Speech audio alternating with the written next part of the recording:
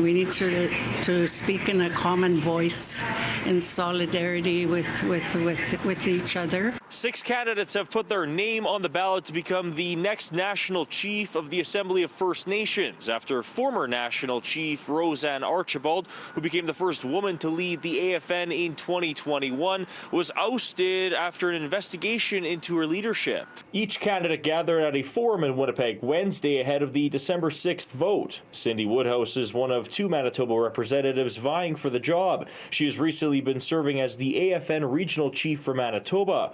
Woodhouse has been an advocate for clean water and better housing for First Nation communities and recently went to the United Nations to talk about these issues. Our membership codes and the way that we're treated in this country is wrong, and we can't be discriminated once again through other bills and legislation.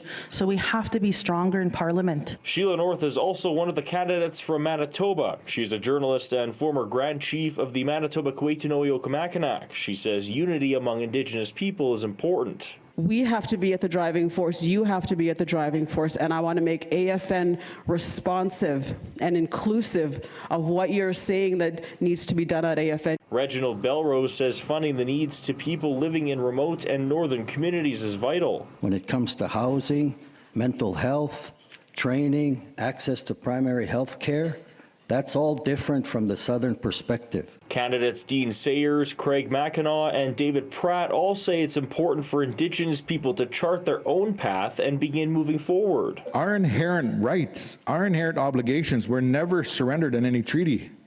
We never gave up the right to manage the water. We never gave up the right to manage the forest. Those are our relatives. We need to find different ways to promote our treaty and enforce our treaty inherent rights. Our people are hurting. We're still dealing with all that impact from the residential school system. And we learned that lateral violence from the colonizers.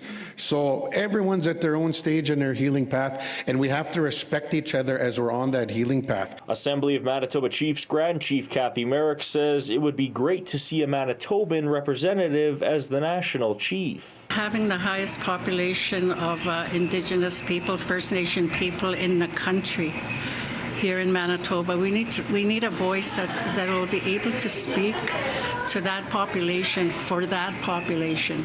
In Winnipeg, Alex Karpa, City News.